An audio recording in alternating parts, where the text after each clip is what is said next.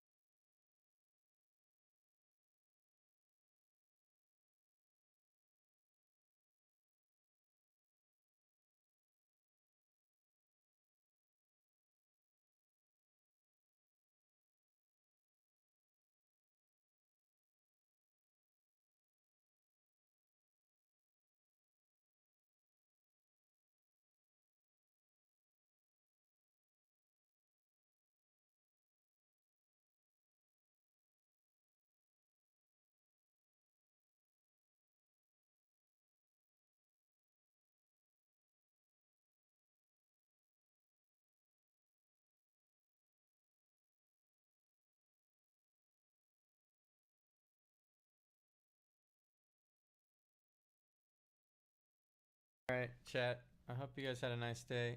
I'm gonna go offline. I guess I'll try to find something to watch for a tiny bit before I pass out.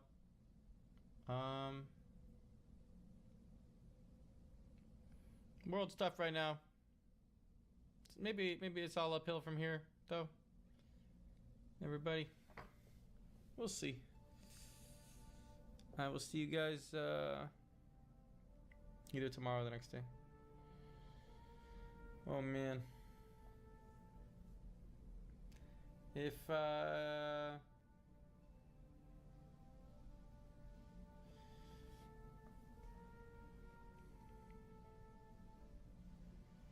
you guys get lonely, you should chat. I hope you guys had a nice day. Alright, chat. I hope you guys had a nice day. I'm gonna go offline. I guess I'll try to find something to watch for a tiny bit before I pass out.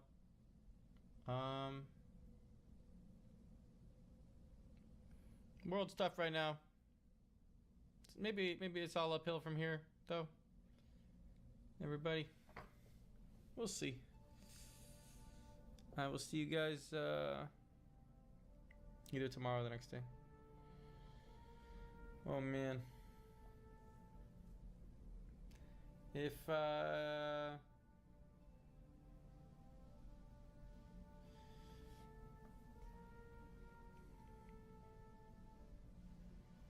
you guys get lonely, you should talk to each other maybe and find some friends to play games with if any of you play games. I feel like people are always too scared to meet new people, try to meet others. Anyway. Goodbye, everybody. Like, yeah, I mean each other, yeah, in chat. Because you probably have, there's probably a lot of like-minded people in the chat at this moment, you know? Have a good night. See you guys tomorrow or the next day.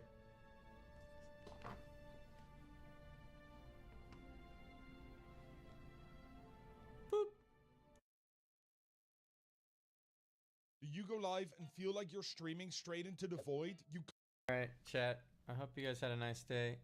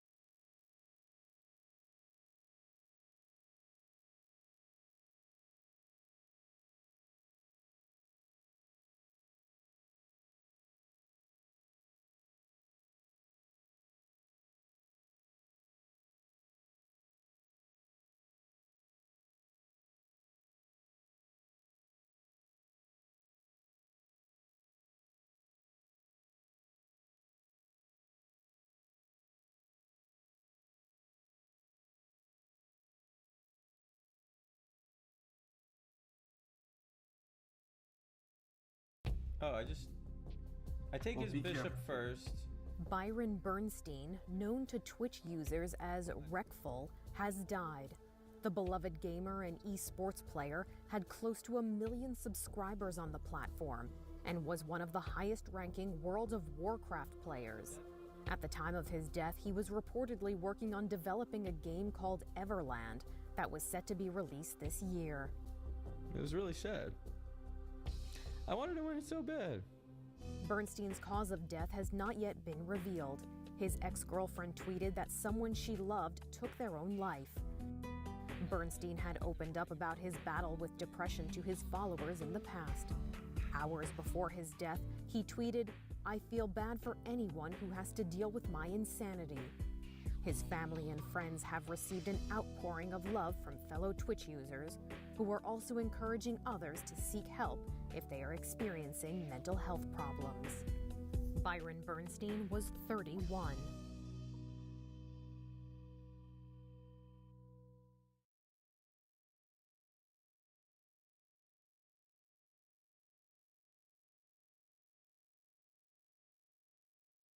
All right, chat. I hope you guys had a nice day.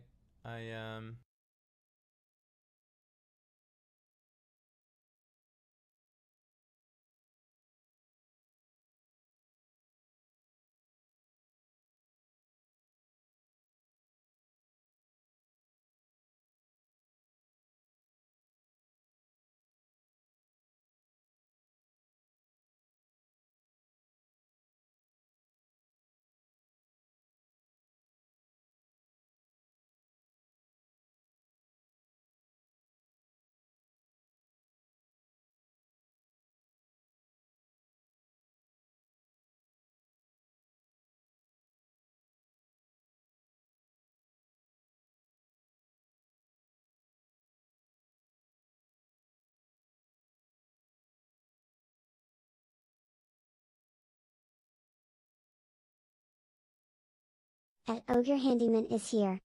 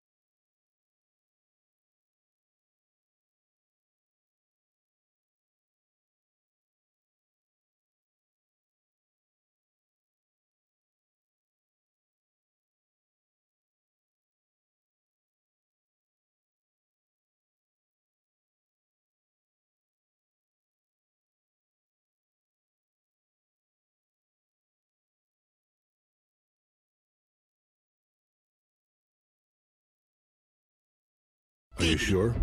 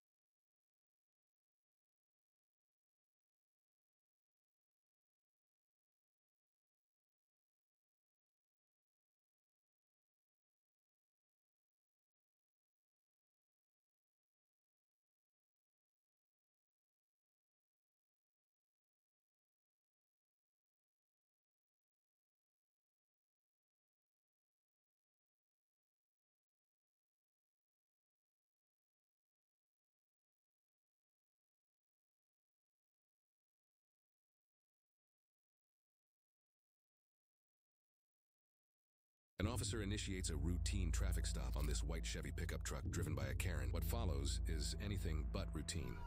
Day 211, I'll be taking position 2. We're passing Old Howell Road. 520 is going to be position 1. Copy the sticks position, passing Howell Oaks Drive, speeds 35. Passing Fiddler's Creek, speeds 30.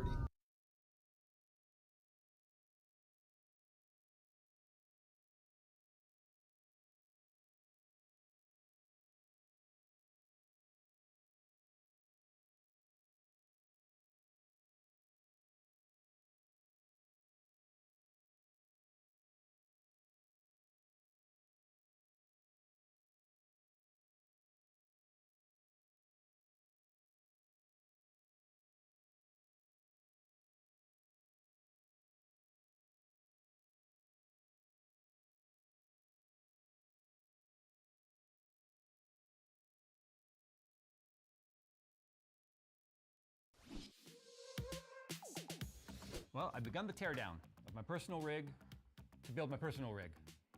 Yeah, that. So we're bringing Skunkworks back, and this is the GPU that was actually in my rig right now, the HS420 build for about the last 7 months. The thing is, it's been using liquid metal. And liquid metal is something that every single PCB expert that has ever done PCB repair has said, don't use liquid metal. So I'm really curious now, did it stay where I put it? I had a little moat I tried to do and I just tossed it because the foam kept tearing, but I did all the proper insulation of all the SMDs around the die.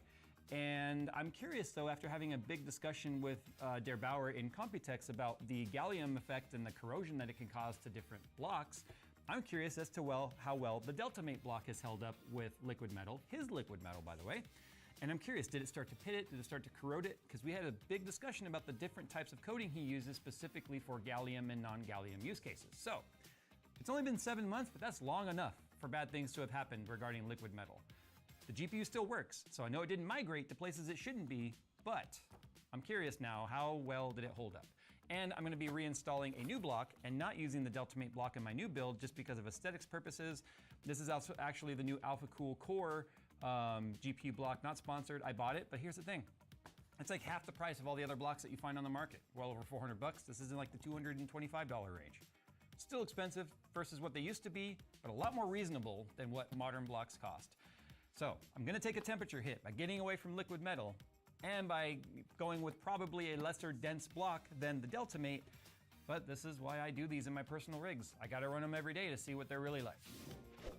If you're building a PC that's meant to be seen, then check out the new Atlas P6 CG from Gemdias. This isn't just another fish tank case. The Atlas P6 CG features a massive 270-degree curved tempered glass design that gives you an uninterrupted view of your hardware from almost any angle. And for those of you who spend way too much on collectibles, don't worry, Gemdias thought of that too, and it actually includes a dedicated display platform with its own spotlight. Cooling is handled with 4 pre-installed ARGB PWM fans, and the chimney-style airflow layout that pulls cool air from the bottom and exhausts heat naturally through the top and rear. It also supports up to 360mm radiators, GPUs up to 425mm long, and even rear connector motherboards for a cleaner cable management look. You also get USB-C on the front I/O and includes an ARGB hub, adjustable GPU support bracket, and a dual chamber layout designed to keep your build looking as clean as possible. So if you want a case that's equal parts airflow, showcase, and conversation starter, check out the Gemdias Atlas P6 CG at the link below. I was to take you guys along for the ride on the teardown because my biggest concern right now with the liquid metal, what size is this, is the fact that, that's not right. I'm concerned when I go to take the block off, I have to be really careful. I don't want it to drip, or because it can drip, on anything else on the board. Hand-handed at Og your handy at Og your handyman isopropyl alcohol just to guarantee that it's all off. But it can turn into quite the nightmare if it starts to get in places you don't want it, because the liquid metal is just that, a liquid, and it moves easily. So I have to take this plate off the back of the card because the Deltamate block replaces the weird chrome looking, where'd it go? I don't know where it is. It's somewhere around. Oh yeah, this guy. It replaces this guy with his, which ties into the block and everything. So I need to take this off. You know, if I were smart, I'd go get my little, sounds like a dental drill screwdriver. You know what? I am smart. I'm gonna do that. Open wide. So People always ask me, Jay, where'd you get this screwdriver? You'll never guess in a million years. It actually came with an Asus product years ago. I forget which product it was, but it came with it. It's also where I got like that Asus ruler made out of a PCB. I don't remember what product it came in, but when it comes to like doing the blocks and stuff, it's really nice because it's a low torque device, so you're not gonna over tighten things. In fact, it can barely loosen the screw, right? Charges on USB-C, it charges really quickly. It's got a little light on it. And compatible with iFixit bits. Mm-hmm. I'm not gonna really miss the matte material here, because look at that. It looks like a mess on the camera. Dust was absolutely like always sticking to this. We live in a desert. Dirt is everywhere. Skunkworks always gets dirty. The filters on that worked really well. Skunkworks does not have filters. So Skunkworks gets dirty. The dirty PC needs to be punished. Okay, that was the last screw. So this should be able to come off now. There we go. Oh, you see that little pancake flip I did with the, yeah, watch. Oh, damn it. Aw. So I want to put all my thermal pads back where they go. Okay, I'm gonna do this now though, because I do not want the block to pop off. There. All right, so it should just be the 4 perimeter screws, a couple here. So I'm gonna start, okay, really crank this down. Careful. Careful, Annie. Ooh. Careful, Annie. Whoop-ah. And look, that's why you insulate the SMDs around your core. Look at that ball that formed right there. I could have popped there right now, but still. You know what though? Holy crap. I'm going to assume right now it has not really had any negative effect on the core, on the material here. But look at this. You see this little like drip right there? That just happened right now when I lifted it up. So I need to make sure it hasn't gotten on any of the memory or anywhere around it. So I have to do a very thorough cleaning on this. And what I'm gonna have to start with is getting like the Q-tips and like trying to suck up as much of that as I can with the Q-tip. That way it doesn't just smear. Because if I put alcohol in there and wipe it, it's just gonna smear it around and it turns into a really nasty mess. But if I just do a quick wipe on the block, I think the block held up pretty well. I mean, it should. DeBauer, oh, look at that. Wow. Okay. I could have continued running this without a problem, obviously. He clearly designs his product with this kind of stuff in mind. So you don't actually wipe liquid metal, you just sort of reform it into a gianter ball. So this is toxic. Don't let it touch your skin and stuff. At least you shouldn't. I don't know a lot about his formula. I know it's, see how it's just smearing around? I know it's a protected IP of his, but yeah, isopropyl alcohol will neutralize it and then I'll be able to wipe it easily, but yeah. And can't eat it? Yeah, I mean, you can eat it. You can physically eat the thing, yes. You shouldn't, no. I don't think there's any sort of pitting or corrosion on there. Nice. Okay, so the block's pretty good. We can move this out of the way. Look, as somebody that's trying to learn machining and stuff, fuck you, DeBauer, with this being as good as it is. Seriously. I'm like, what the hell? Obviously, this goes through some sort of media blast or something afterwards, but I'm not gonna show you what my attempts at CNC have looked like so far. They're almost that good, though.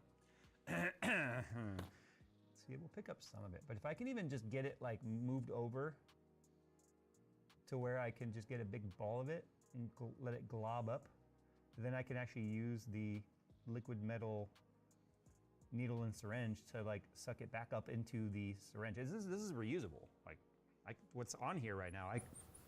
Sorry, Phil, but. Stop! Ah!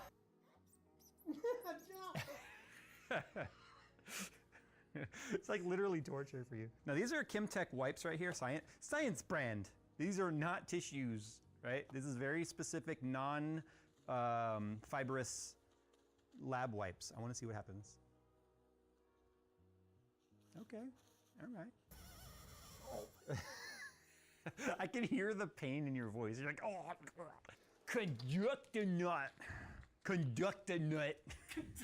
Conduct a nut. Let's go. Connected dut. Like I'm losing my mind, okay? Oh, I fell back out. Now you might be asking yourself, Jay, why aren't you, if the liquid metal's okay, why aren't you using it with the new block? I trust that Der Bauer has designed the metal and the coating on this block to deal and handle the gallium. I don't believe Alpha Cool has done any attempt at seeing how well their nickel plating, because that's nickel plating, will handle it. And nickel plating gets broken down by the gallium, so yeah, it's not really sucking it up. Okay, so now what we're gonna do is the brute force method. Now I'm gonna use the Q-tip that comes with his conductonaut. This is a different type of material than normal Q-tips. This should allow me to, gee, don't fling the thermal or the conductive stuff everywhere, would you? So I'm just trying to get this all over to one side. See how it won't, like, doesn't mix in with the alcohol, but the alcohol allows me to move it all around. See, that's getting all over here in the corner. Now I do have a clear acrylic polish all the way around the core. That's why none of the liquid metal that like leaked over onto it affected anything in a negative way, simply because of the fact that it is got an isolation barrier. It seriously looks like the worst.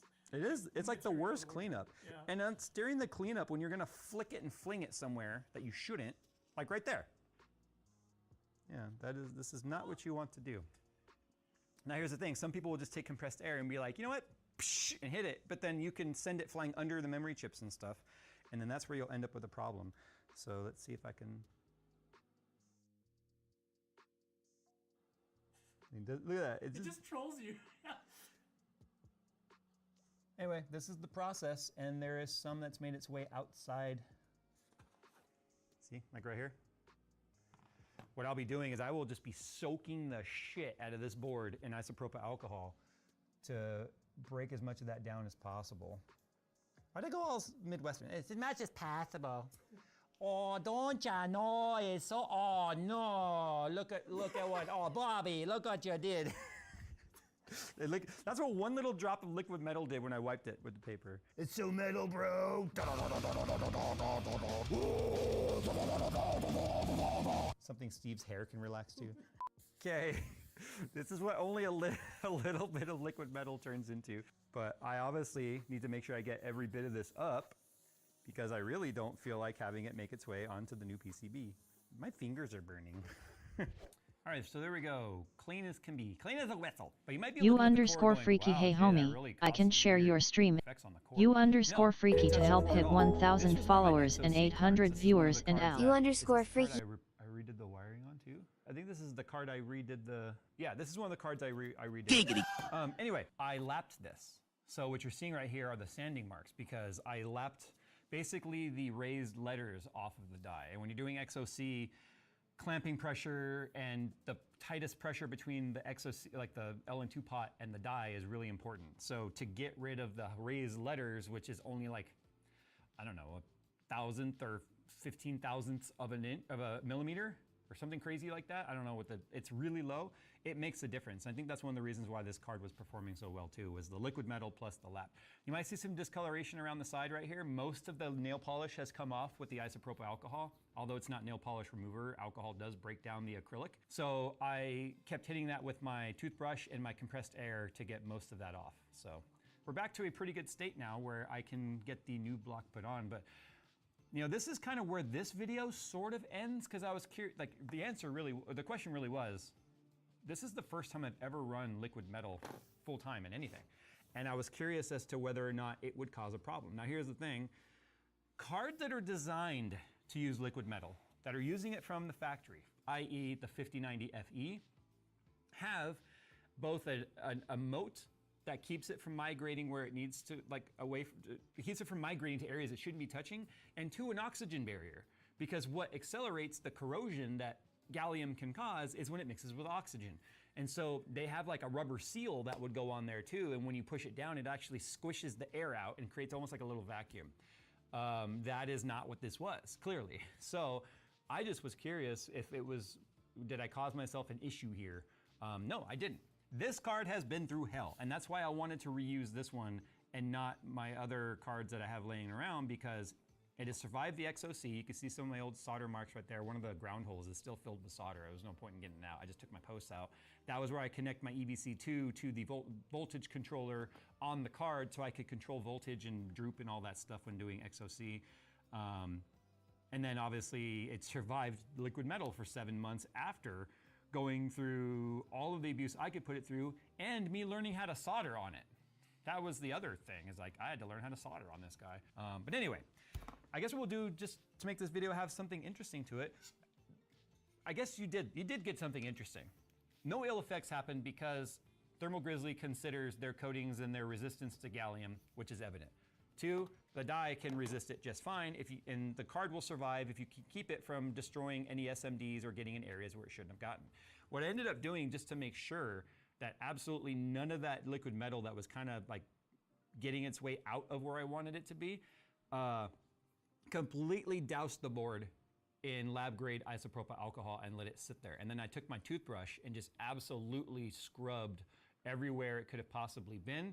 And then I repeated that process like 4 or 5 times before I hit it with compressed air. The compressed air allows me to let any of the alcohol that's formed and pooled underneath any of the chips get blown away. And if any of that liquid metal had still mixed with it, it would go too. I have no doubt right now that this board is completely safe to use. I have no issues with it. Like, I don't feel like, almost said LN2. I don't feel like any liquid metal got anywhere it shouldn't be. But you saw, the cleanup is tedious with liquid metal. Just because I ran it all that time without there being any ill effects, doesn't mean I couldn't have potentially ruined it putting it back together, because liquid metal got somewhere I didn't realize it should have been. And liquid metal can bridge pins and connectors. It can completely dissolve solder as well, so it could get on SMDs and then eventually those SMDs can fall off or break loose or, again, ground them. So it's quite literally in the name. It's liquid metal. It is as bad as if I took aluminum shavings and just sprinkled it all over the board, which I guess I could do now if I really wanted to, but I'm not gonna. So yeah, there's a good lesson to be learned there. So anyway, we're gonna go ahead now and move on to the installation of the core. The reason why I'm showing you, making that sound, well, I didn't mean to drop my card right there, is the weight difference between these two cards is kind of crazy. I do feel like blocks have gotten, or I said card, the block. I do believe they have gotten heavier than they need to be. And I'm gonna weigh them right now when I get this block out of here, because it's a little crazy. 2.5 kilograms. It's pretty heavy. If I now take out the core, 1712. Still heavy, but absolutely lighter than I expected it to be. And I'm okay with that because that's a lot of weight to be putting on the PCB slot and the card sagging and any of that stuff. So I'm hoping that we won't have too much of a sag issue, because there is no anti-sag mechanism built into Skunkworks at all. All right, this shows what a piece of shit EK was for all them years. Look at this, all pre-cut thermal pads. And I remember a while back, I was like, why does EK not have pre-cut thermal pads? And it was like, because the labor is too much. So anyway, clearly AlphaCool found a way to do it. So, 6 for Weichnest Avisder secured. Safety instructions. Varmelton paste off Gauge Web, what is we watching? Like, I can make fun of German, it's literally, my mom is from Munich, okay? All right, so this is showing where the yellow pads go. These are all 3 millimeter thick, that's for backplate. That is the back of the graphics card right there. These are all 1 millimeter thick. See, that is the best way to do it. You design the block Z-axis so that you use the same thickness thermal pad everywhere by just changing the heights of the components on the block, right? The highs and lows. Instead of like, I know I'm coming back to EK, but that's because I have the most experience with EK blocks for 2 decades. EK would have like, here's a 3 millimeter pad for this area, here's a 2 millimeter pad for this area, here's a 0.5 millimeter pad for this area. So instead of having the block heights be like tight tolerances to where they needed to be, they were just like, oh, bigger gap, bigger pad. But then what happens is, you have to account for the lowest common idiot. And what basically happens there is somebody puts a pad in the wrong spot, and then it doesn't make good contact where it's supposed to, i.e. your block no longer makes contact with the die like it should, because you put too thick of a pad, say, on the memory, and then you're overheating and stuff. So having all 1 millimeter pads is so refreshing to see. And look, The blue pads, blue, goes where that's showing. Yellow goes where that's showing. So this is having me apply the pads to the block directly, and then it's having me apply the back plate pads to the parts right there. Ooh, look at that. It's interesting that they're not actually having me touch the back of all of the POS caps and such. They're having me like use this square pad to go around that. That's interesting. I've literally never seen that before. I mean, look, even Der Bauer's touches the back of the POS caps, not the perimeter. So Phil wanted me to show you guys, this is the thermal pad wicking, right? So in the first Skunkworks video, we showed you how in the back of the 4090, it wicked through the screws, right? But think of it as, it's a hot summer day, and this is your underwear, and this is the sweat. It just sort of wicks. This swamp ass, yeah. Okay, so I'm not gonna take you guys along for the ride of putting all the pads and stuff down. I'm gonna follow the instructions, put it together right now. It's been a long time since I've actually used an AlphaCool water block. Their Core series stuff, I didn't get a chance to check them out in Computex, but I'm actually really pleased with their new designs. This is gonna match the block that's in there. That's the same series as this, so it's gonna kind of match nicely, because I'm taking that block out and putting it on this board in that system. So yes, these three systems are getting torn down. But it's okay. It's a labor of love. But pricing wise, real quick, I want to point this out. Like, dude, I'm telling you, block prices are nuts. Even the brands you wouldn't expect to be expensive, like Bike Ski. I mean, Bits Power, yeah, I kind of expect them to be expensive, but like Bike Ski, Barotech, like those guys made a name for themselves by being the affordable brand. And then now that they're like $400+ for their blocks. So if I look up 5090 Astral block, this was $289, that. So more expensive than they used to be. Like it used to be like 120 bucks for a full cover block. $289. It has only 4 reviews, but still it's brand new. The EK Water Block Quantum Vector 3 is $404. The super generic, doesn't even have a name, copper GPU water cooling block for 5090 Astral is $280. I'd much rather go with AlphaCool because I trust that.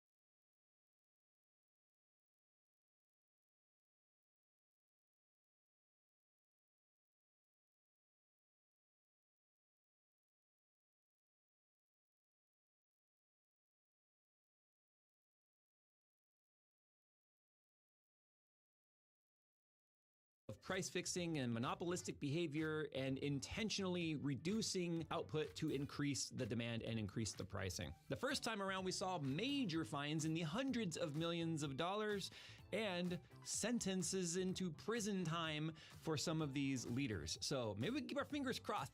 It'll happen again. I don't think anyone would cry about seeing any of these execs hauled off to prison. And our second major story is going to be Sony ending physical games by 2028. We'll talk about what that means. It kind of ties back into a couple weeks ago when we talked about licensing agreements and whether or not you actually own the game.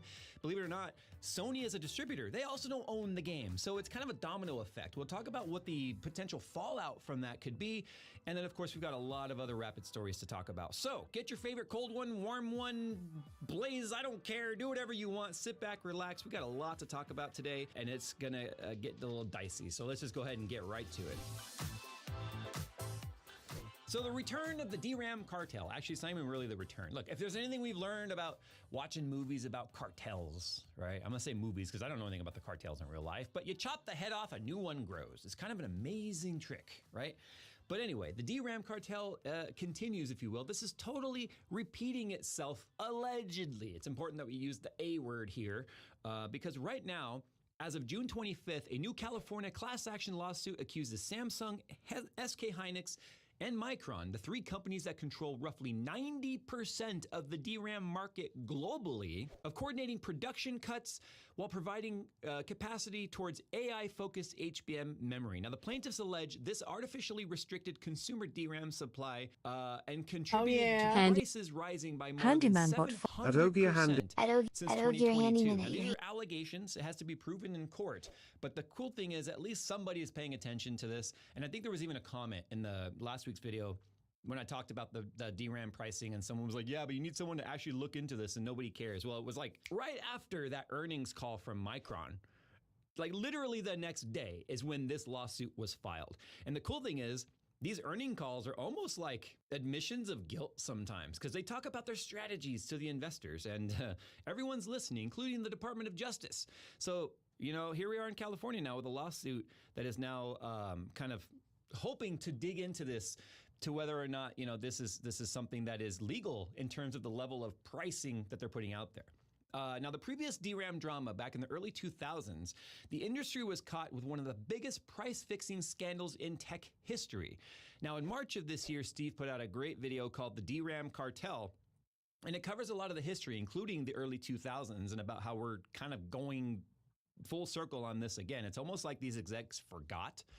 You know, you're not immune. I know there's a tech oligarchy kind of taking place, but guess what? You're not immune to this. So anyway, so the too long didn't read version of the early 2000s scandal was that Samsung pleaded guilty, SK Hynix pleaded guilty, and multiple executives served prison time, and hundreds of millions of dollars of fines were issued. Now here's the thing. Hundreds of millions of dollars of fines right now would still be quite impactful on all of these DRAM companies when it comes to their bottom line, especially when it comes to their investors. Because when hundreds of millions of dollars go to fines, guess who doesn't get any of that money? The investors. So it's going to be a really interesting story to see how this one plays out. Now, this isn't a random comparison. This is literally the same industry with the exact same companies allegedly doing exactly the same thing. The difference is the demand is higher than it's ever been, than it was back in the early 2000s. That was post-dot-com boom, but the rise of the personal PC, online hosting, websites and such, that was growing massively then. So data center build-outs and such was happening then as well.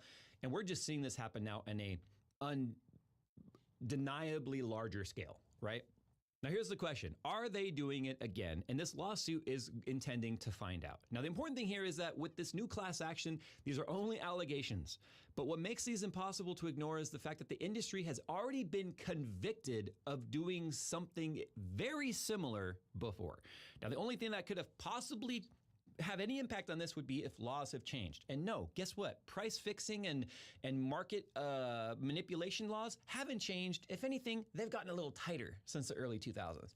So keep your eyes peeled because this is going to be one of those Michael Jackson popping popcorn moments because I don't think any of us are going to shed a tear for any of these execs that might lose their entire livelihoods and do prison time because of the decisions that they're making. Now, here's the irony.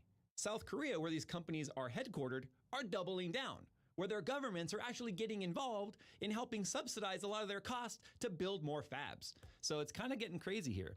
So all this is happening. South Korea announced $520 billion in long-term public-private initiatives centered on Samsung and SK Hynix to expand semiconductor manufacturing, including new fabs and HBM production facilities with a strong government backing. So here in the U.S., this is not the same thing because they're not manufactured here in the U.S., but they're doing business here in the U.S., obviously, and that is the part where the U.S. government can get involved is in market manipulation. The way that it's being looked at in South Korea is because that's where they're being manufactured. It is in the country and government's best interest to always be able to meet the demand, and if the demand is growing, grow to meet larger demand. So for them, they want to be involved in helping these companies be able to scale and expand faster. The irony is, if we talk about the Micron story last week, Micron with those SCAs or those strategic customer agreements being upfront payments were supposed to also be payments that are to help source funds to build those fabs. Now, Micron is a US-based company, whereas SK Hynix and Samsung are overseas. So Micron isn't getting the quote-unquote government assistance, at least that we know of right now. There is the CHIPS Act, which is they absolutely are getting money, but maybe not to the scale that South Korea's government is providing SK Hynix and Samsung. But the fabs here in the U.S. are a lot harder, a lot more red tape for them to pop up as versus like what they could do in South Korea. So it'll be really interesting to see how this one plays out. Now, in the end, it's not really about RAM. Okay, it's about who controls the future of computing. And right now, that is the RAM companies. And the RAM companies have never had really this level of control of an entire industry. In fact, they have a level of control over industries outside of their industry because DRAM and the silicon and the NAND is used in so many different industries. Cell phones are being affected. Game consoles are being affected. Obviously, personal PCs and data centers are being affected. We know people that do digital hosting for websites and stuff. They've had to increase the cost of their own website hosting because if they need to expand a rack, like if they need to build out more racks, they are paying the same crazy inflated 700+% prices as everyone else. So they are not just affecting a single industry, they are affecting an entire global economy. So that's why it's important that this get looked at. So it's not just memory. Anyway, memory is even more valuable, and it's not because of gamers. Now, whether the lawsuit succeeds or not, the memory industry has become one of the most strategically important industries in the world. And when something is that valuable, history has a funny way of repeating itself. Sony sunsets physical games. Now, look, I know a lot of you may be on the younger side. You're like, what the hell is a physical game? Football? Soccer? Tennis? No, the actual disc. Those aren't coasters. You know, they're not coasters you put down on your table to protect a water ring. Those are what the movies and the games used to come on. Before that, it was a tape that actually had to, anyway, I digress. Really dating myself here. I actually had a Betamax. Okay, I really digress. This week in an official blog post, Sony announced that beginning January of 2028, every new PlayStation title will be digital only. That means no discs, no physical copies, no used games, and no collector's edition with playable media. Now, you could still get the collector's edition, which comes with a physical statue or a medallion or whatever the hell it might be. It just won't be there won't be a disc in there, right? And that's going to be a really weird thing for a lot of us older folks. And I think a lot of younger people probably don't even. There's a reason why these are sitting right here. You know why they're sitting right here? Because they're relics. They're relics. And you know how many people have actually reached out to me asking to buy those? No. Fuck no. Those are mine. I earned those through the gray hair, okay? Anyway, I digress. Sony says this reflects consumer buying habits, and with digital sales now overwhelmingly dominating physical. Now, we are talking about the outrage that we're hearing right now, like a lot of people that are super pissed and all the memes going around. It is a minority group, but it is a very loud minority group. In 2025, Senior Director and Video Game Industry Advisor at Circanium, Matt Piscatella, reported spending on physical video game software in the U.S. has been cut by more than half since 2021 and is now more than 85% below its peak in 2008. Now, that makes sense. In 2008, everyone relied on physical copies, hell, even PC games, because our internet was not great back then. We were still talking like DSL was like one of the best that you could get at the time. Like you could potentially get maybe a 1 gig or not, back up, a 1 meg or maybe a 5 meg internet. But in 2008, the internet infrastructure in the U.S. is way behind everywhere else in the world, and it kind of still is. Anyway, generally, Sony says 80% of their game sales are digital. And then it's really not that surprising because we've seen PCs go digital when it comes to games, obviously with Steam and GOG and all of the other downloadable platforms, right? Xbox pushes Game Pass. Nintendo introduced game key cards, which is funny. It's literally a physical card with a key on it to download the game on the Switch. But Sony is simply the first console manufacturer to officially sunset physical copies of anything. Now, here's the crazy part, though. The irony here is that Sony also made a strong argument against digital because of the licensing that takes place between Sony Digital Entertainment and then the studios that make the movies. See, let's rewind here for a second. We talked a couple weeks ago and you guys got really mad at me, and that's fine. We're allowed to have opinions and they're allowed to differ, okay? Licensing for you, by the time you've licensed something, it has been licensed multiple times along the way. You see, you have a movie that's made. You got a company that has written the movie, and then they hire the crew and they hire the film company, the labor unions, whatever, to make the movie. Then that movie has to be sold to something. That something is sold to, I don't know what. That's why if you ever watch the beginning of the movie, you're like, a so-and-so film brought to you by a such and such association in accordance with blah, blah, blah, right? That's why you see all these things. These are all the companies that got involved to make this movie. They need a way to distribute that movie. And back in the day, the distribution was they printed a disc and they sent it off to Circuit City, Best Buy, Comp USA, Walmart, wherever, right? And then the customer walks in and goes, huh, this looks like a good movie, and walks to the register, and that's how it was distributed. Now we're talking digital distribution. And Sony Entertainment, Universal Pictures, Warner Brothers, all of them also licensed that movie from the studio that made the movie. So it's been licensed, there's a license agreement there. And then when you get the movie from Sony, Warner Brothers, Universal, you have a license agreement there. You could still have a license agreement that's good here. But this agreement with the studio and the actual film company that made the movie, that can expire before your agreement expires with the distributor. That's how Sony just removed 551 movies because their license agreement with Studio Canal, which is one of the main licensors of digital movie content with big distribution platforms, expired. So 551 movies removed from your library that you paid for. So this is where the outrage and the argument comes from. Like, wait a minute, I bought this movie. I want to watch this movie. Why is it no longer in my digital library anymore? This is something that's actually been going on for a long time. We're going to go back to Blu-ray content. Before Blu-ray was out, there was digital, like DVD, right? Digital video disc, and then Blu-ray discs. But with Blu-ray, there was a little buying incentive to, hey, if you buy this physical copy, you also get this Violet key. If you have no idea what Violet is, it's probably because you're too young. Violet was one of the early movie distribution platforms where you could take your physical copy, put this key into Violet with an account that you've created, and now you have a digital version that you could watch this movie on. Here's the problem with that. That also expired. It was not a movie that you had access to forever in the digital platform. I can't tell you how many movies from my Violet account have disappeared over the years. But what's crazy about that is the fact that you go to Target or Walmart and you go to the digital movie section, which is very small these days. Do you remember the bargain bin? You remember going into the checkout line at Best Buy and there was always like a metal bin in the checkout that just had like $5 movies? A lot of the times these movies had those digital download keys as well, but you know how many of them were expired before you ever even bought it because of the age that's transpired? It wasn't a license that started from the moment you activated it. It was a license that started from the moment it was packaged. So there were so many movies that I bought in the bargain bin that I never even got to do the digital download with it because the digital download key was expired before I even bought the movie. So that's where the nuances of licensing comes in, and it's really, really crazy here. Sony talked about the dangers of digital only because of that, only to now say they're going digital only when it comes to games, which is essentially the same thing as a movie. So it's really ironic what Sony is doing here. Now, the crazy part is the fallout effect that this is going to have. Now, look, I am not telling you to feel bad for GameStop. We all know GameStop are just thieves when it comes to their trade-in values, right? But let me tell you, if you're not the kind of person that's trying to go and sell things to GameStop, walking in there and buying a secondhand game for a third of what the game initially cost, you don't care about the additional download stuff you got, right?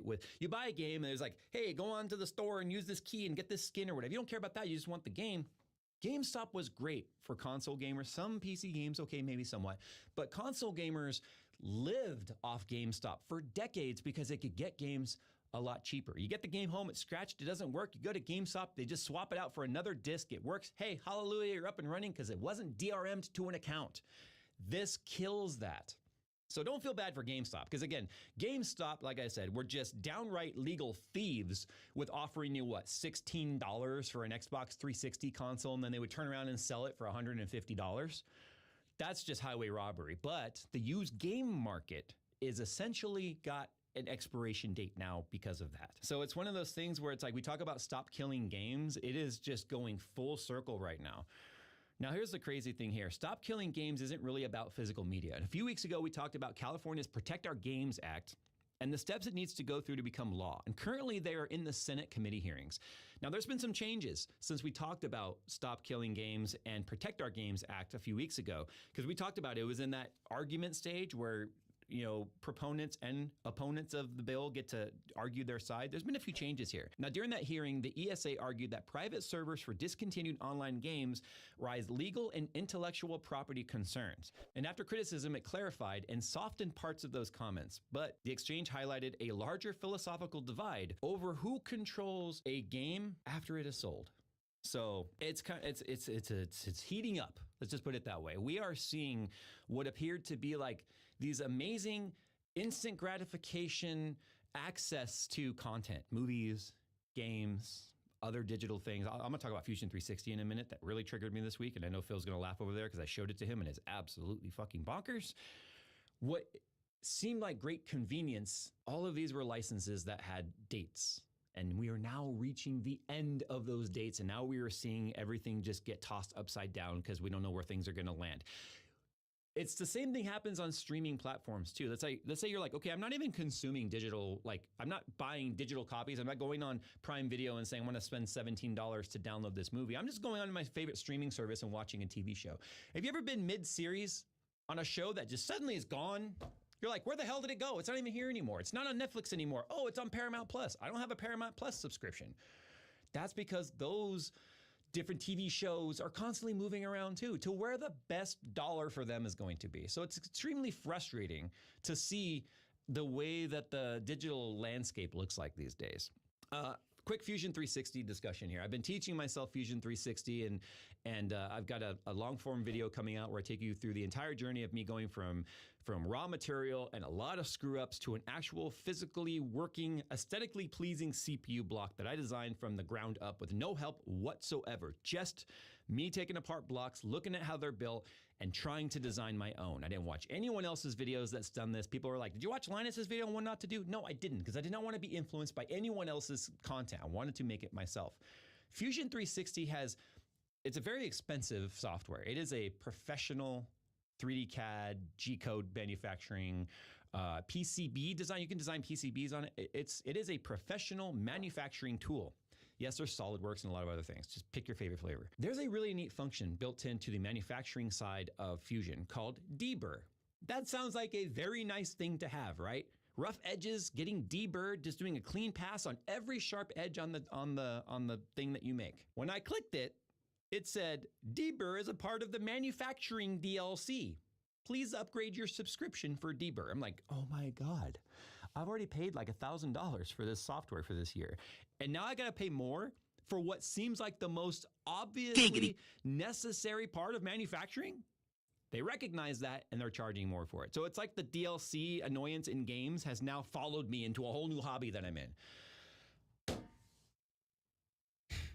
Anyway, Microsoft's taken a totally different approach to this, at least for now.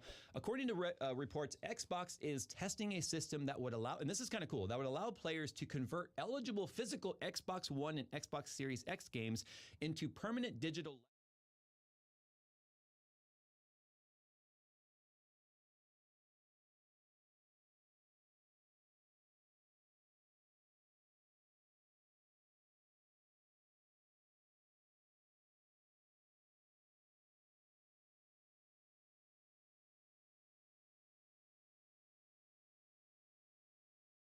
Be fascinating compromise, because instead of pretending physical media never existed, Microsoft may be trying to preserve a digital future.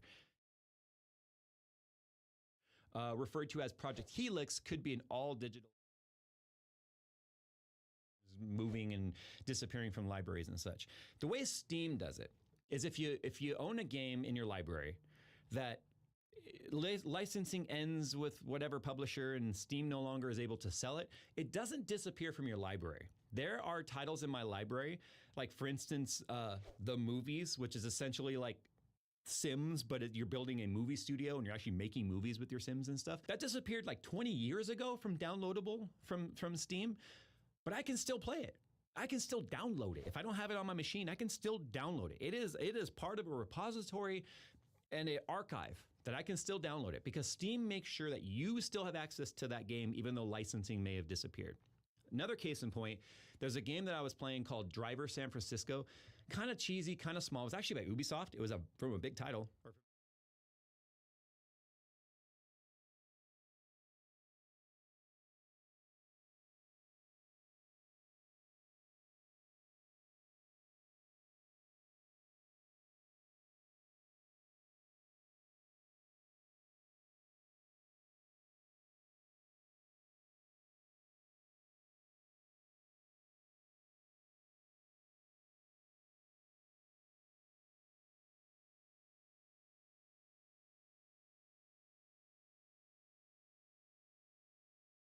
To distribute their games on GOG because GOG doesn't do DRM.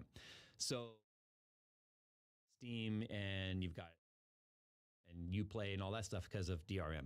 So it's just ugly and nuanced. But where most gamers are left with their thoughts right now is when you spend $80 on a digital game, do you own it or are you borrowing it?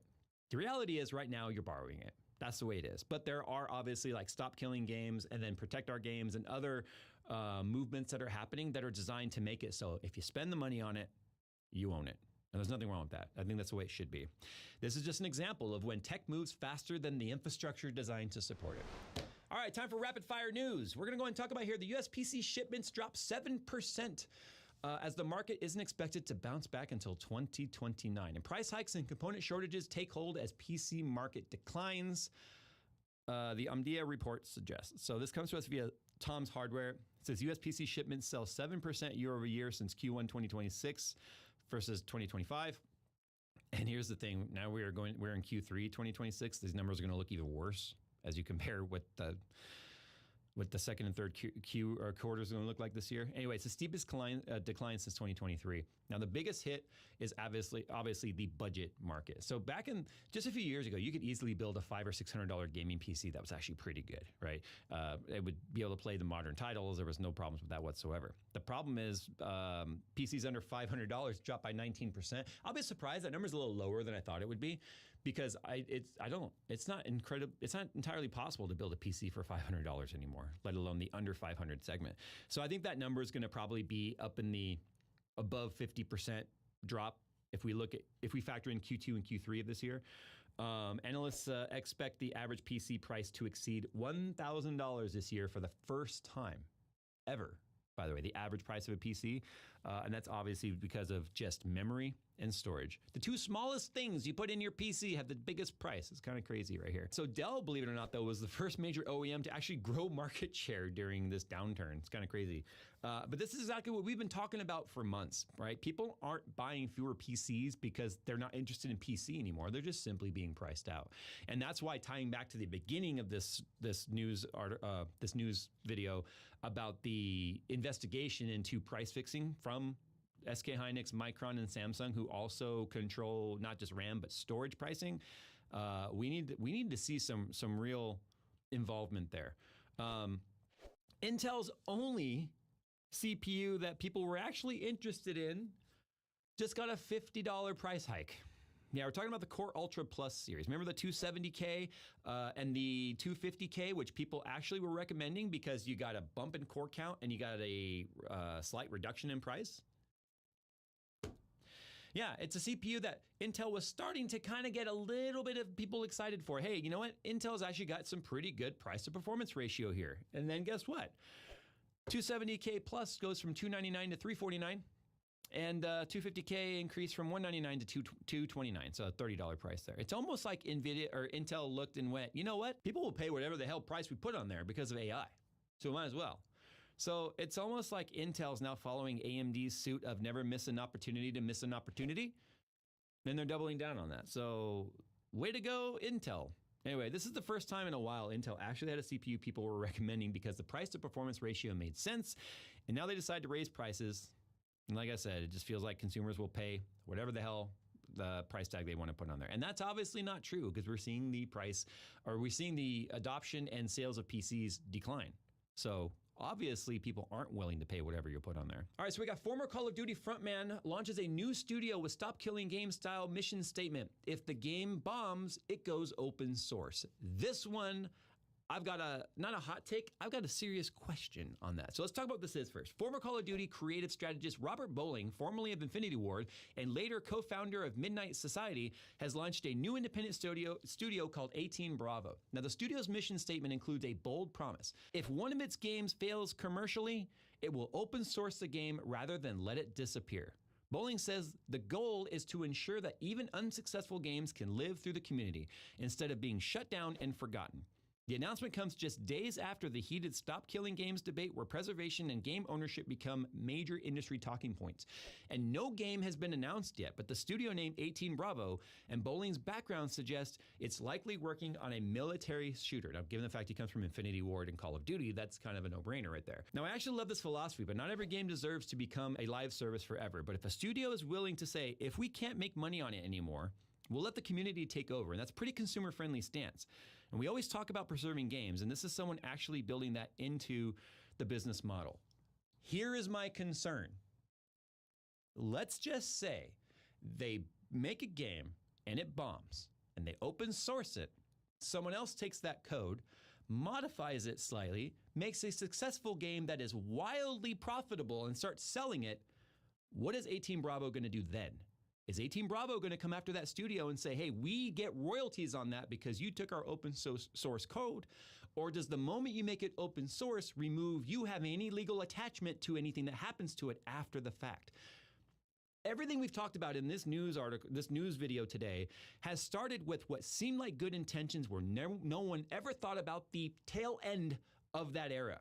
So the same thing could happen here. It could sound like a great thing that could absolutely backfire dramatically if that question isn't answered up front. So think about that, right? Put yourself in 18 Bravo's shoes. You spend a lot of money developing a game. It costs a lot of resources and money to develop a game. Millions and millions of dollars, okay? If you're now have taken a loss and you've written that off and you're now in the red and you're trying to work on your next potential thing that you're hoping will not only be successful, but be successful enough to pull you out of the red into the black for your previous failure, and someone takes your previous failure and makes it successful off of your hard work, are you going to let that go? I don't think people will. That's my concern with that. So it sounds great and all, but I think it has some potential legal repercussions later if this isn't really thought through. Another thing I want to talk about here, right now in that Protect Our Games Act, there was actually a statement made by one of the legislatures that wildly suggested Minecraft servers, private servers, is piracy. Could you imagine? Minecraft is still the most popular game on the planet. Could you imagine if private servers were deemed piracy in order to shut down through a bill that was intended to protect games? The crazy part is Minecraft provides the server code. Minecraft says, build your servers, modify it, turn it into a true sandbox, do whatever you want with it. And then some suit says, that's piracy. Buckle up. It's gonna get wild. You know who else should have buckled up? Dbrand. Dbrand is a perfect example of why you can't simply steal IP, profit on it, and then play victim when you are told to cease and desist your project. I'm obviously talking about the company's companion cube. If you know what companion cube is, it's a Portal element. It's from the game Portal, the little cube thing.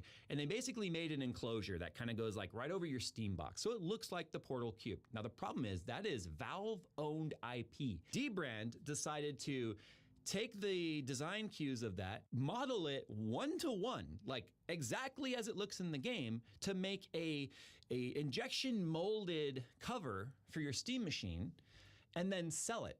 It was their second most popular product they've ever made. They say they spent millions designing it. Then Valve sees it and sends them a cease and desist. Dbrand reached out to Valve after the cease and desist and said, hey, can we get permission? And Valve said, no, not at all. Now, it's also alleged that Valve would have been willing to partner with them had they been approached first. But this is an example of why you can't simply steal IP, profit on it, and then now if you read their post, it's very, oh, poor us. I don't like Dbrand at all, by the way, and I'll talk about why in a second. But Dbrand goes, oh, poor us. We put all this money into it. You put all this money into stealing something that people recognize, which would have been the whole reason for buying it. The reason anyone would have wanted the companion cube is because they recognize it from a highly popular game that Valve put out on a Valve product. So no, I've seen comments too on Twitter where people were like, oh, this makes me hate Valve. So that's like you saying you hate a company protecting their IP. You can't hate, you can't just go around stealing whatever design that you want because you like it and make money on it and expect nothing to happen. Now, the reason why I don't feel bad for Dbrand, if you're not even aware of what this company is, basically prints money by putting skins on phones and tablets and laptops and whatever else. It is stickers, okay? They have made millions of dollars creating stickers. I have also seen over the years how Dbrand goes after other skin companies claiming stolen intellectual property, stolen designs, stolen blueprints. And here's the thing. If you're going to make it fit an iPhone, there's one iPhone design for this, like, let's say we're talking about the iPhone 17 Pro. There's only one way you can make a skin to fit that. It's going to fit the shape. The shapes are identical. But I've seen Dbrand go after other companies and try and either shut them down or just try to siphon sales away from them, claiming other companies are just copies of what they do.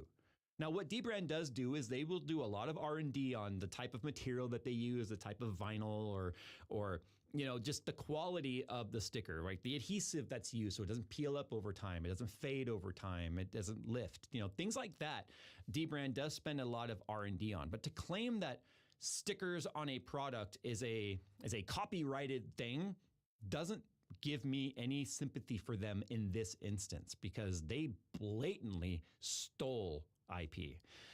So, although it's cool, I kind of wish they had just gone through the proper channels, but the problem is that means they would have had to have licensed it. Back to license. This is like the licensing episode, but they would have to have licensed the IP from Valve to make that product, which means some of that money would have gone to Valve, and I think Dbrand just didn't want to do that. Now, the extra insult to injury here is the fact that Dbrand was automatically sending out those companion cube sleeves, whatever you want to call it. It's like a shell, right? Plastic shell. So a lot of the reviewers that had the Steam Machine had that to show with it. Now, I feel bad for some of the reviewers because they were talking about it and touting and be like, you can buy this from Dbrand. I'm sure none of them looked into whether or not Dbrand had permission to make that. I mean, that's one of the first questions I think I would have asked is like, wow, is this an actual like Valve product? And if they came back with like, well, no, then I would be like, I'm not showing this shit. But yeah, I don't feel bad for Dbrand.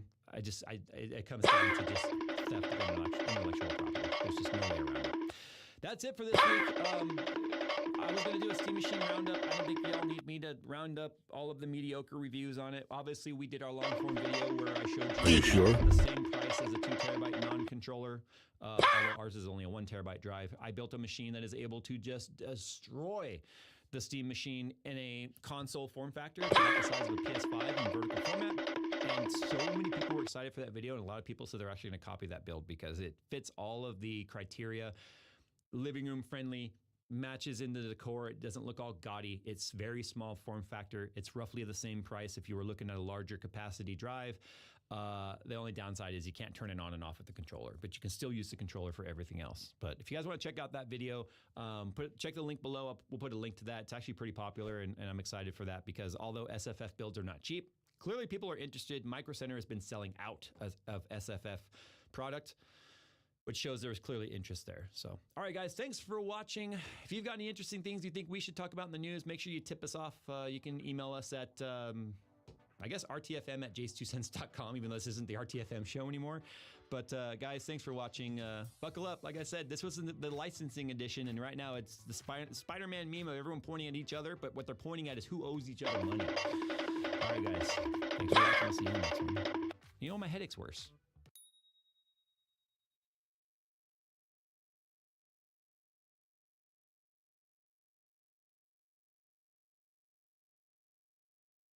Hey, what's going on, guys? Jay's 2 cents here, and if you can't tell by this table of parts and stuff in front of me, today we're going to talk about some of the beginner mistakes people make. I know I've made this video before in the past, but with the new generation stuff out and a lot of people building their first computers finally, I figured it was time for a refresher to kind of get some of the new confusionness out of the way so that you guys don't build your computer and then go, ah, shit. NZXT's build is a quick and easy way to get a new gaming computer. Build a gaming PC on your budget using the built-in configurator and see exactly how your favorite games will perform. Want to build your own PC but still have the NZXT Peace of Mind warranty? Then the new BLD Build It Yourself kit has what you want. Buy it and build it yourself, and NZXT has you covered. To get started configuring or building your next gaming PC, visit the build link in the description below. So there's a lot of new parts available on the market.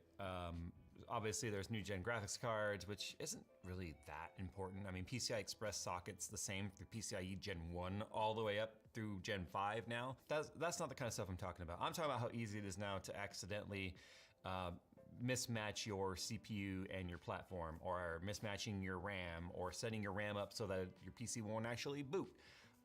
Little things like that, all the way down to just some basic building mistakes that you may not even know were mistakes until this video points it out, and you look at your system and you go, huh. You know, we've all done it. We've all been there. I've been building computers for 30 years now, over 30 years now. And it's one of those things where you still make these kinds of mistakes far into like the building experience. So I figured I might at least give you guys a little bit of an opportunity to avoid these experiences by knowing what they are before you ever experience them. So first and foremost, let's go ahead and start with some of the confusion and things to think about regarding the newest platforms from both Intel and AMD. Intel has a brand new socket type called LGA 1700. If you ever wonder what that number means, it's basically just the number of pins. It's just that simple. But LGA 1700 is kind of confusing in the sense that some motherboards will only work with 1700 brackets. Now these brackets are going to be, whether they're AIOs or air coolers, they have to be able to attach through the motherboard in some way. So this right here is an Asus TUF Z690 plus Wi-Fi D4 motherboard. A couple things to think about with that name. One, Intel currently has both for 12th gen and 13th gen CPUs availability to use DDR4 or DDR5. So first and foremost, it would be easy for you to accidentally get DDR5 because you're like, oh, it's a new platform, it uses DDR5, and then accidentally pair it with a DDR4 motherboard, meaning you'll either have to change your motherboard or your RAM. Depending on the RAM that you got, both could be about the same price. So be mindful of your particular motherboard that you're using for Intel's 12th and 13th gen because of the fact that they are compatible with both, but you have to buy the motherboard that's designed for both. This exact motherboard, the TUF, is available in a D4 and a D5. D4 for DDR4 and D5 for DDR5. But let's talk about the cooler here for a second.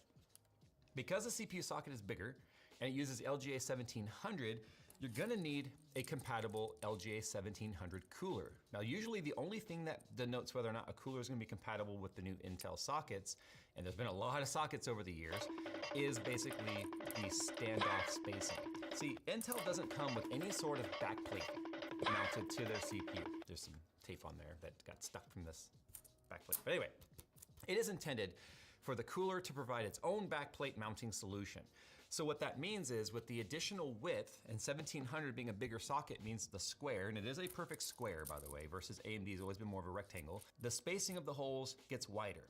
So what that means is that if you're going to use a bracket that's compatible with 1700, it must come with the appropriate 1700 bracket for your cooler. Most coolers today, depending on overstock that's still sitting on shelves from prior to 12th gen even launching, will include a 1700 bracket, or at the very least, you can contact the manufacturer if it does not have one and request one. Most of the time they'll provide one for free, or you can buy one on Amazon. Usually they're like $10 depending on the manufacturer.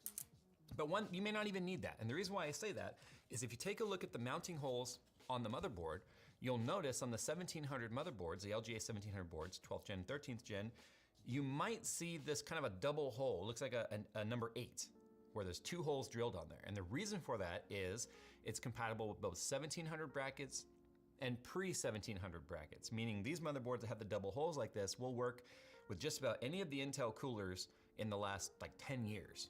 So that's something to keep in mind. Most Intel brackets that you'll find now are adjustable like this guy, where you can actually just push the bracket out to match where it is supposed to line up. This particular one right here supports LGA 775, 11.5X. There's what I call 11.5X is because there was a 1155 and 1156, and then 1366. But as you saw, it also works, geez, that tape is very sticky. It also works on the LGA 1700 board because the board supports the older cooler brackets, not the other way around. So sort of another mention here though, when it comes to AMD's new AM5 motherboard, and this is gonna probably end up throwing out my shoulder, this board is so heavy. This is a Crosshair Extreme AMD AM5 motherboard. It is the first motherboard from AMD in a long time to be LGA, which is land grid array, or means the pins are on the motherboard, not on the CPU, which you're typically used to seeing. Now, these motherboards were designed with backwards compatibility in mind, sort of like the motherboard I just showed for Intel. The difference being, if you have to use a cooler that requires the removal of the AMD backplate to use the cooler's own backplate, it will not work. Let me repeat that. This backplate piece right here on the back of the AM5 motherboard, on many AMD motherboards in the past, AM4, AM3, AM3 Plus, would require you, especially water blocks and such, would require you to remove the backplate, the 4 screws that are on there, and then these 2 plastic retention clips that are on here would remove, and then you'd use their backplate and pass through screws, and you would just get rid of the AMD mounting system altogether. That is not possible with the AM5 because these 4 screws on the inside of the back bracket are what's actually holding down the LGA mounting system. So if your cooler says, you know, AM4 and requires that you remove the backplate, it will not be compatible. And that's something that was causing a lot of confusion when AM5 was new because AMD said it's compatible with AM4 coolers. And that's only true if they use the AMD's clip mounting system, which is what's pre-installed on there. One thing to keep in mind though is the AM5 only uses DDR5. So don't make that mistake of thinking that you can upgrade from DDR4 to a new platform and not get new memory. AM5, DDR5, just match the 5s and you're good to go. Honorable mention regarding cooler compatibility though. Another common mistake people will make is this one, it'd be very difficult to make. This is the Chromax air cooler from Noctua. If it has a little plastic cover like this and has pre-installed thermal paste, you're probably gonna be fine. But if it's the kind of cooler that wants you to install the thermal paste that comes separately, and it doesn't have a plastic piece, it might have a piece of clear plastic on the base of the cooler. Make sure you peel that off. Usually it will say, remove before use. It's still easy to install it without removing. 30 plus years, and I've still done it a handful of times just in the last few years alone. Remove the plastic before you install it. That plastic makes a great insulator, not allowing heat to transfer to the block from the CPU, and your CPU will run and it will turn on, but it will instantly throttle, and you'll just be like, why is my computer running like that? Until you take it off, and then you go, oh. Now moving on to RAM, this is where things are becoming much more picky. And I don't mean picky as in like, people are picky. I think most people are just be happy using anything that works these days. DDR4 and DDR5, especially as we move on to DDR5, is extremely picky with QVL. Now QVL is basically the list that says this RAM with this speed and these timings is compatible with this motherboard and compatible with this CPU to be able to run in their optimized speeds. Remember, the speed that is printed on the RAM, whether it be DDR2, DDR3, DDR4, maybe not DDR2, but anyway, DDR3, 4, and 5, the XMP or the Expo that they call it now on AMD, which was DOCP in the past, but now it's called Expo, these are actually overclocks. These are overclocked timing, they're tighter timings and overclocked frequencies that are designed above and beyond the base spec of where RAM operates. DDR5's base speed is 4,000 megahertz. DDR4's base speed was 2133 and then it became like 2400 as it matured. If you had like a 3600 megahertz stick of RAM and you just put it in your system and don't touch it, it's gonna run at the 2133. Or DDR5 is gonna run at either 4000 or 4800 depending on the motherboard itself. Keep in mind, the moment you push Enable Expo or Enable XMP, it is going to be applying an overclock to the memory controller to run the speeds that are listed. What that means is a couple of things. One, it may not even be stable. It may not run. That is dependent on your CPU's Silicon Lottery winnings and the memory controller itself and the listed QVL compatibility between your particular sticks of RAM and the motherboard. So it's very important to always cross-reference the part numbers of the RAM you're trying to use with the motherboard you're picking to, one, make sure that the motherboard has BIOS support for that particular RAM set. If you're choosing a DDR4 build today, it's very unlikely that it's going to be a problem because we've had so many BIOS revisions with motherboards to create a vast supply of compatibility now with different RAM. DDR5, on the other hand, is still building out that list. You'll find that motherboards that run DDR5 are getting nearly monthly updates these days to support RAM as it comes out, because as the RAM gets Handyman bot, follow me, YouTube, at your handyman game. At Handyman bot. Is not just At your what speed RAM and what at Odir Handyman capacity at of RAM is gonna be Y0 supported, 'cause Handyman. believe it or not, the capacity itself is also a limiting factor on compatibility. The more RAM, the faster it goes, the more hard it is on the memory controller. Now, one of the things that you'll find out too is if you were running a dual channel motherboard, which is pretty much any motherboard these days with the exception of anything Xeon based or Threadripper based, it's gonna be two channels, channel A, channel B. Just because there's four sticks of RAM in the motherboard does not mean it's a 4-channel RAM or 4-channel motherboard. A lot of people get that confused. It just means there's 2 sticks per channel. So you have channel A1 and B1 and channel A2 and B2. So what a lot of folks will do is sometimes accidentally install the RAM sticks next to each other instead of leaving a space in between them. If you don't reference your motherboard manual, you might be sending this into single channel mode, which is actually giving half of the memory bandwidth available to the CPU, which is gonna affect everything with your computer. If you're one of those people right now that look at your RAM sticks and you see 2 next to each other and 2 empty, you're running yourself in single channel mode right now. If you were to pause this video, turn off your system, switch one of these sticks to another channel where there's a gap in between, doesn't even matter if it's the 2 outside or the 2 inside, because it can run in channel A1 or channel A2, it'll be fine. You would see an instant increase in peppiness of your system, responsiveness, app loading times, everything would get better. I see this all the time in our React series stuff, is I would see sticks of RAM next to each other like this. And it's like, stop doing that. The other thing is, if you want to occupy all 4 sticks of RAM because you want max capacity, you may not even be able to activate your XMP or your Expo at all.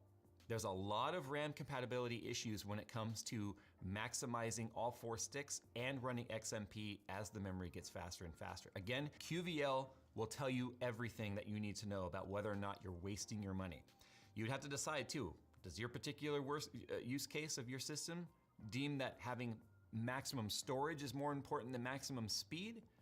Then you can probably occupy all 4 and it'll work fine. Again, verify with QVL. Some motherboards, if you occupy all 4, won't even boot, which leaves you going, why the hell are there 4 slots available anyway? We've experienced that where you put 4 sticks in and it doesn't even turn on. But the other thing too is if you want to occupy all 4 and you find that like, okay, QVL says I can run all 4 sticks, you'd be surprised too that sometimes your system will not run if you run 2 sets of dual sticks of RAM that are identical, same part numbers, same speeds, same timings, but they're 2 separate kits of 2 sticks. Putting them together oftentimes will not run.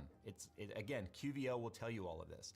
So it's a specific XMP and Expo may not run. It is what it is. It's been this way now since DDR4. It's been this way always, but DDR4, as the speeds got faster, it really started showing, and DDR5 with them being like ragged edge speeds from day one, you'll find that it's just running 4 sticks more often than not is not the right way to go. In fact, it's why a lot of high-end motherboards have started only using 2 sticks, 1 stick per channel, especially if it's an overclocking motherboard, because that's how you get the max stability.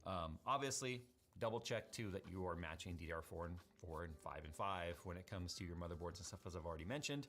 The notch itself is different. Double check that notch is lining up. It's harder on DDR4 than DDR5. DDR5, it's nearly centered, so you might think you're lined up and it's not. DDR4, it's much more off-centered. Double check that before you go just shoving it down. You don't want to be this guy. Let's move on to storage. Storage is simpler these days than it used to be. There's a lot of storage options. I mean, you've got so many brands out there now with all different types of NVMe drives. You got SATA SSDs, and we still have obviously our hard drives. There's a lot of folks out there that still just, I do myself a big old reliable spinning drive, and then just I spit on that new stuff. I'm sorry if you feel that way.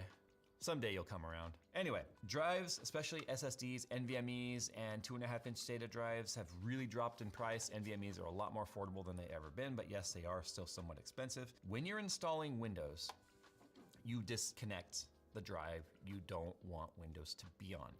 This isn't so much of a problem if you're running different size drives and you're smart enough to remember what size drive is what. For instance, I have a 500 gigabyte NVMe SSD right here. This is pretty small by today's standards, and also pretty affordable. You could probably get this drive for like 35 bucks, which would make an amazing Windows drive.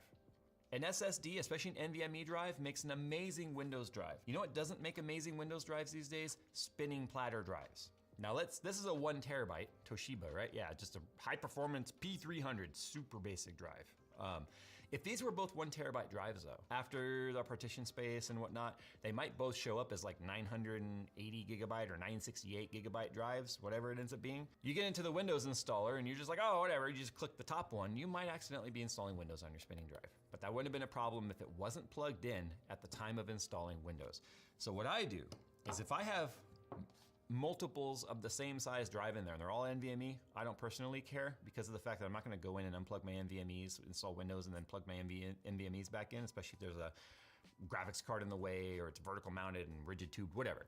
NVMEs, as long as it ends up on one, past that I don't really care. But if I have mixed drives, like Skunkworks was, I had just a weird pattern of drives all over the place. And when you go to install Windows, you'd see like 92 drives showing up, and a lot of them were the same size. So I really had to get used to unplugging the drives I didn't want Windows on. Also too, sometimes Windows will put the bootloader on one drive and then the Windows OS on another drive, which then if you ever take the bootloader drive out and then the OS won't post anymore. It's weird. So a lot less of an issue today as long as you keep track of which drives are which. Kind of an honorable mention there, something that is still throws a lot of people off today. All right, let's go and talk about power supplies for a second here. This is another one where I see a lot of people really just have the wrong mentality of a power supply. There are so many more things to consider in a power supply than its wattage. Power supplies are not created equal. It's the whole reason why the 80 plus thing even came about. And it wasn't just, 80 plus doesn't tell you just about the efficiency of the power supply. It tells you about the quality of the parts inside the power supply. Because there's a reason why those efficiency ratings go up. The quality of parts go up with it. So what I have right here is just a basic 80 plus 500 EVGA. It's just 80 plus. It's like not even like 80 plus silver, or even bronze, which used to be like the start. It's just, it barely makes the 80 plus. Now there's nothing wrong with this power supply. In fact, we use it as our test power supply quite often. But more often than not, you're gonna be giving up things like modularity. As you can see, this is a non-modular power supply. As you can see, it's ketchup and mustard cables with like a transparent, non-fine mesh. It's just ugly. But because it's 80 plus, I would trust this with anything that needs up to 500 watts, but I wouldn't trust it if you were on the edge. And the reason for that is a lot of power supplies can provide power beyond its rated spec that it's showing if the quality is there. But you should never spec your system so that you're on the edge of the supplied rating of the power supply, or at least the advertised rating of the power supply. So for instance, this is an RM850X from Corsair. I can't remember what the 80 plus on this one is. I want to say it's gold. I believe it's gold. You can often find the same power supply in multiple ratings. Not so much these days, almost everything is gold. Now when you see a bronze, it's really rare. Almost everything's gold and platinum now. But what you get with something like a higher end power supply is not just a higher wattage, you get the modularity of being able to unplug the cables that you don't want. You get individually sleeved cables as that's the way that they came, at least from Corsair. And just overall, the build quality is better. Fortunately, power supplies are getting smaller. You can get a power supply this size, that's 1200 watts now. Whereas this is an 850, and look how much longer it is.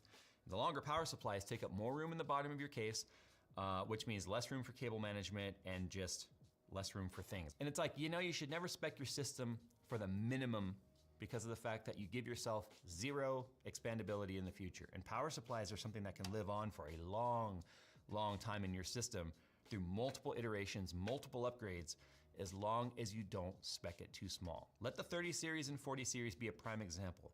250 watts for graphics cards was the norm for the longest time. Then came 30 series with the 320 watt 3080 and the 350 watt 3090. Then came the 450 watt 4090 Ti or 3090 Ti and the 450 watt 4090, which can easily pull over 500 watts if you even start to play with the sliders whatsoever. 500 watt power supply would have been enough for what 250 watt graphics cards and 85 to 90 watt CPUs needed back in the day. This clearly wouldn't be enough to be able to run something like an RTX 4080 or 4090 in the future if you were trying to carry that power supply over, which means you'd have to upgrade your power supply. Now, speaking of power supplies, and I talked about cable management momentarily, one thing I highly recommend, and I've taken a lot of people on their first PC building experience. I don't mean those of you watching that are like, hey, I built my first PC because I've watched your videos. No, I mean people that I've literally brought here and never made videos about, and I'm like, hey, you want to build yourself a computer? Come to my shop, we'll do it, I'll help you to learn, we'll have a great time. I see it a lot. People will plug their cables in and then start yanking on the cables to pull them tight and zip tie and cable manage. The problem with that is you start putting a lot of pressure on the headers. The 24-pin header, the 8-pin EPS header, fan headers, RGB headers if plugged in, especially the USB 3.0 or USB 2.0 headers. Those are fine cables on the 2.0s. You could easily rip those out. And you start putting all kinds of unnecessary tension on those headers, and you could potentially bend or break off, or at the very least partially unplug.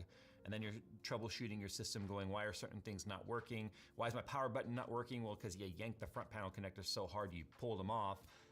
Then you're going through and doing a lot of troubleshooting, and if you've zip tied everything down like it was some sort of a horror movie, like I do in my builds, then you're having to undo 6,200 zip ties just to be able to plug back in your front panel button. So things that you should keep in mind: don't bundle it too tight, don't yank on it too hard to try and get everything cable managed, because you need to think about serviceability in the future. When it comes time to unplug things, if you're gonna need to change out a component, you need to troubleshoot.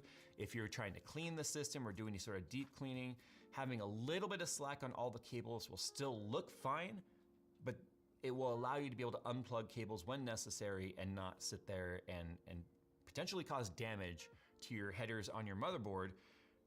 Because if you ever try and price out how much it costs to get a header fixed or replaced by sending them to someone like Louis Rossman or Chris Fix. When I was 12. You just be Googling anything when you're a kid.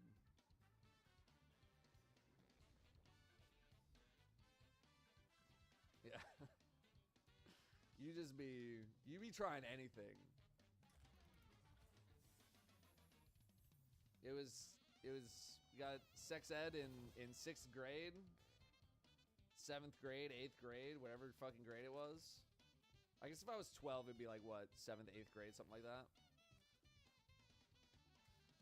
And, yeah, you just be trying shit to just be like, does this work? And, it did work. It worked, like, pretty well. This is almost the exact... There's only one perk difference. Jesus.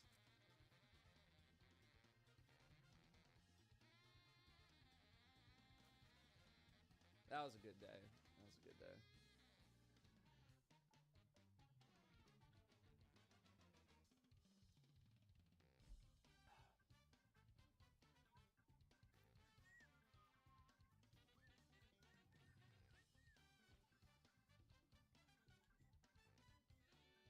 Delete the impact casing roll. There. Now I deleted both. Sports Illustrated was my awakening. My dad also had, and I don't know why he kept them. I don't know why he kept them, but I know he kept 4 Playboy magazines on a shelf of just tons of like bunch of different kind of Sports Illustrated. He had like Wine Enthusiast up there. He had a bunch of medical books. So as soon as I saw those, I was like, oh, hell yeah, dude. Sorry, I got some chech. my throat there.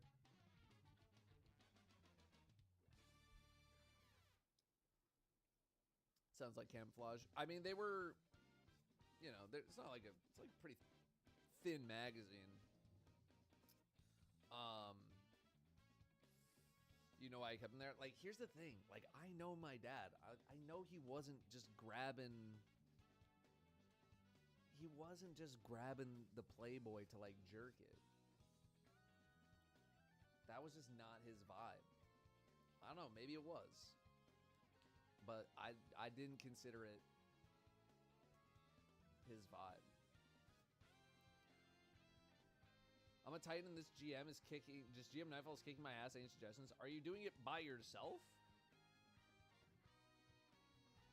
What are you doing?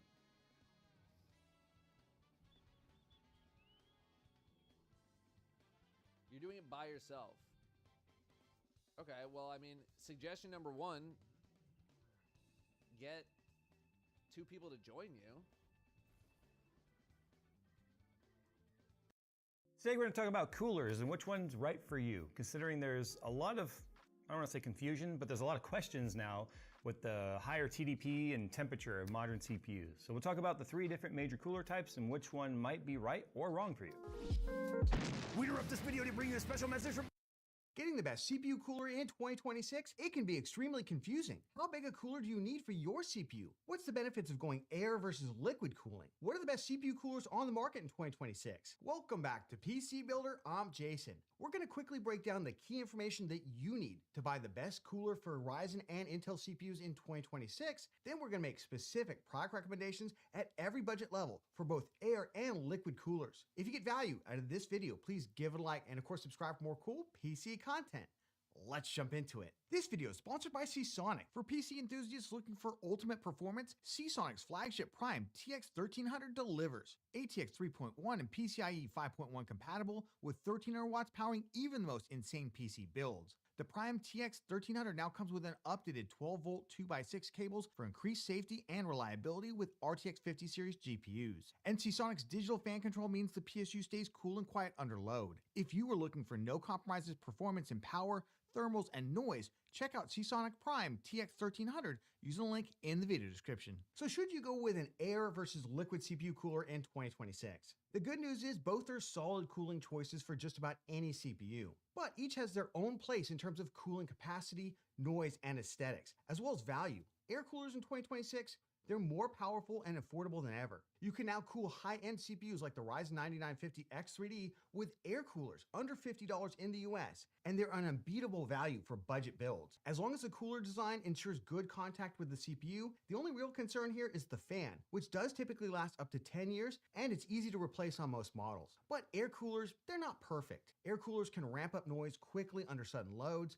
They're definitely bulkier for your build. They may need more vertical clearance, and dual tower models can overhang the first 2 RAM slots. But what about liquid CPU coolers in 2026? There are 2 kinds, custom loops and all-in-one liquid coolers, or AIOs for short.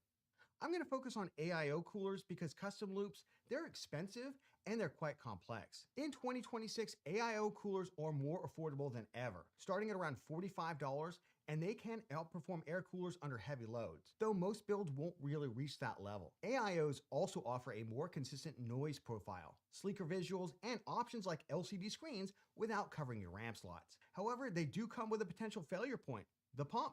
In 2026, liquid cooler leaks are almost unheard of, but a dead pump means no liquid flowing in the cooler. Are you sure? And for budget builds, the extra cost, it just doesn't really make a lot of sense. An AIO also has to be installed properly with at least part of the radiator above the pump. I'll link our AIO installation guide in the video description for more information. So is air or liquid CPU cooling better in 2026? Well, for budget gaming PCs, air, it's honestly the only way to go. The immense value of air coolers are insane. For mid-range and higher-end builds, personally, I do prefer liquid coolers for the aesthetics and the more consistent noise profile, but in 2026, there's honestly no wrong answer here. It's really going to be up to your preference. For air coolers, most downdraft style CPU coolers are relatively cheap, and some CPUs like the Ryzen 5600 or i5-12400, they come with included downdraft style coolers than we refer to as stock coolers. Now for space-constrained mini ITX builds, there are more powerful and more expensive downdraft style coolers. Budget tower air coolers start between $18 and $35 US, and they're incredibly powerful upgrade over the downdraft style coolers and a staple of budget and mid-range PC builds. Dual tower air coolers start at around $30 US, and they make a huge leap up in cooling performance, now able to cool even the most powerful Ryzen CPUs. Liquid AIO CPU cooler categories are named by the size of the fan that they use, either 120mm fans or the less common 140mm fans. An AIO cooler with two 120mm fans, it's called a 240mm AIO. Three 120mm fans is a 360mm AIO. As the number of fans goes up, the radiator also gets larger. An AIO that uses two 140mm fans is called a 280, and the biggest is a 420mm AIO using three 140mm fans. Single fan AIOs are only about as powerful as a budget tower air cooler, and given the cost, I'd only consider these for space-constrained mini ITX builds. 240mm AIOs are the most common. They start at $45, and 360mm AIOs start at around $60, and they can be incredibly powerful for extreme CPU heat loads. Let's talk about thermal paste. Now, how much do you actually need to use? Well, testing has shown us that using too much paste, it's fine. Not using enough paste does hurt performance. So I err on the side of slightly too much paste, typically making a thin X with 4 very small dots in between.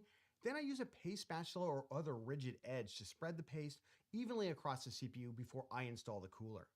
Now, virtually every CPU cooler in 2026 will come with enough paste for at least one application, so you don't necessarily need to buy your own, but a tube of Arctic MX4 with the paste spreader, it's only about $7.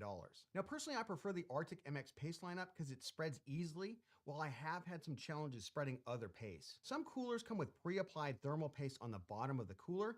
This is generally fine as well. Thermal paste will typically degrade in 3 to 5 years, depending on the paste, and you'll need to clean it off and reapply it, which is fairly easy to do. Check your paste for its estimated lifespan. Now, you can also buy a high-performance thermal paste like Thermal Grizzly Duranaut for about $20 on Amazon, or $11 direct from Thermal Grizzly. But I'd only recommend this as an option for higher-end PC builds, otherwise spend that $20 getting a better cooler. There are also thermal pads available as an alternative to thermal paste like Thermal Grizzly's CryoSheet, but again, this is an additional cost. I'd only really do this for higher end builds. Let's talk about contact frames for CPUs. You can easily purchase these for about $10, but you actually need one? Short answer, no for AMD, no for most Intel CPUs, only maybe for like unlocked i7 and i9 13th and 14th gen CPUs like the i9 14900K or 14700K. CPU contact frames replace the stock CPU retention mechanism on your motherboard. Intel's mechanism applies uneven pressure, but this only really matters for high heat CPUs like the 14900K. Installing a contact frame means removing the motherboard retention mechanism, which carries a small risk of damaging the motherboard pins. That's why I don't necessarily recommend it for AMD CPUs or most Intel CPUs, including the Core Ultra 200 series. Even for the i7 14700K, Handyman bot, follow me. Kick so how at you. big of a CPU cooler do you Handyman. CPU actually need? At Ogre Handyman. At Ogre Handyman. 5500, 5600, i5 12400F, 13400, 14400, along with locked Core Ultra CPUs like the Ultra 5 225F. These come with perfectly adequate stock coolers. You can add a budget tower air cooler for better noise and thermals. For the i5 12600K, Ryzen 5700X, I recommend at least a budget tower air cooler. For Ryzen 5000 X3D CPUs, I would go to at least a dual tower or a cheap 240mm AIO. Moving up to mid-range gaming CPUs, we've got the Ryzen 7000 and 9000 CPUs in the Ryzen 5 lineup, like the Ryzen 7600X, 9600X, and 7500F. I want you to avoid the Ryzen 7400F and any Ryzen 8000 series APU. For Ryzen 5 7000, 9000 series CPUs, I recommend at least a budget tower air cooler. And honestly, this is probably all you really need as long as your case has good airflow. The Ryzen 7500F and 7600 non-X do come with an included stock cooler. It's fine, but given how cheap budget tower air coolers are, I'd switch it out. Intel mid-range gaming CPUs like the 13th and 14th gen unlocked i5 CPUs, 14600K or 13600K, along with the Core Ultra 7 265K and 27K, are more in the mid-range as well. These are harder to cool. I recommend at least a dual tower air cooler, though these are well suited to a 240mm or larger AIO cooler as well. Moving up to the higher end of gaming CPUs, we've got the Ryzen 7 CPUs in the 7000 and 9000 series. This is like the Ryzen 7700X, 9700X, and the big X3D CPUs like the 9800X3D, 9850X3D, and the 7800X3D. These are a little tougher to cool than the regular Ryzen 7 CPUs for sure. I recommend a minimum of a dual tower air cooler for both performance and noise.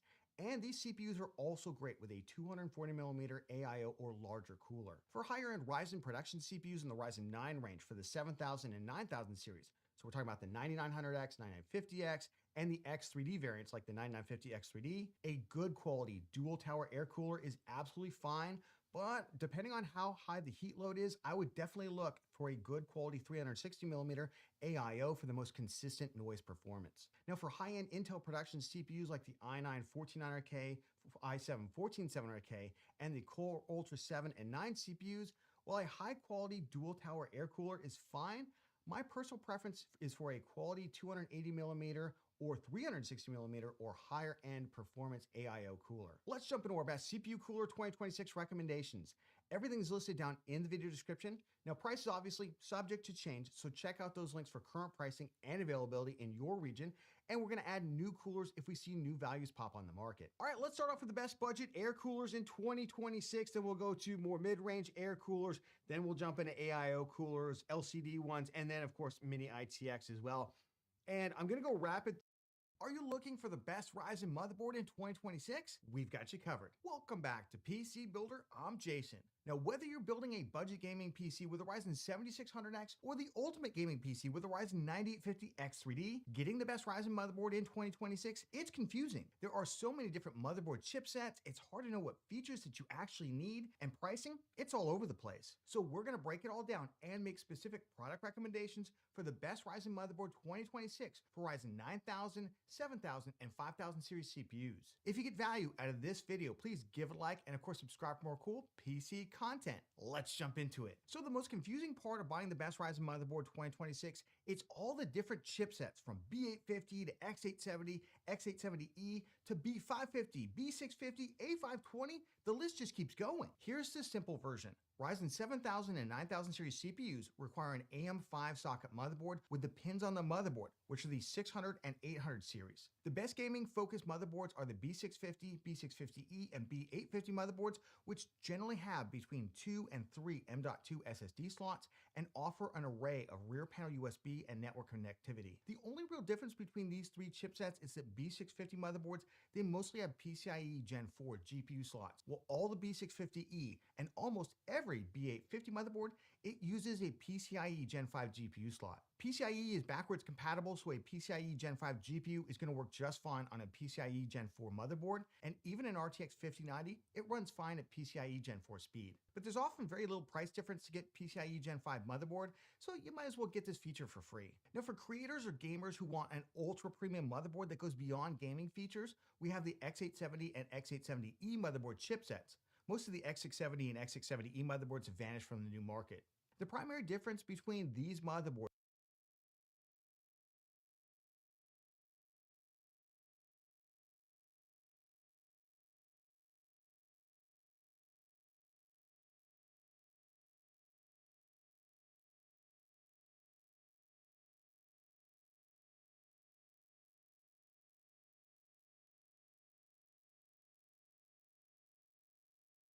Now for creators or gamers who want an ultra premium motherboard that goes beyond gaming features, we have the X870 and X870E motherboard chipsets. Most of the X670 and X670E motherboards have vanished from the new market.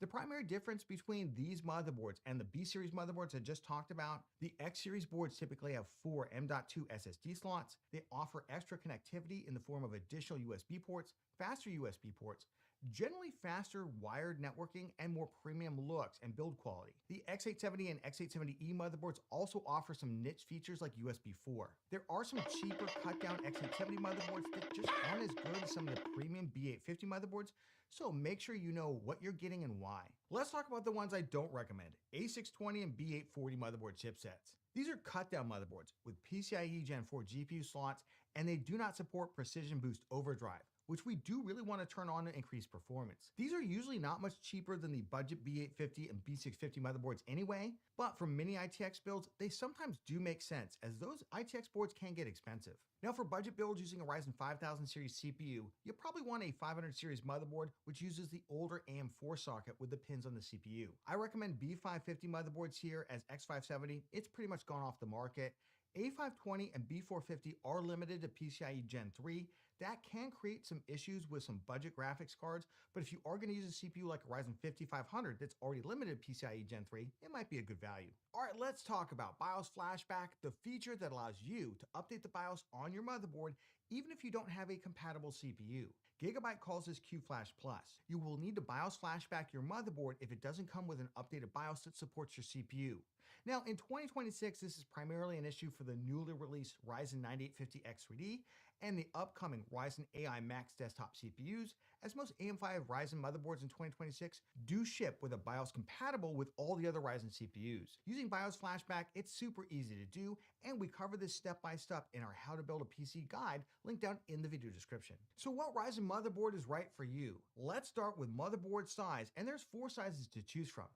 ATX is the full-size motherboard, and Micro ATX is the 2/3 size motherboards.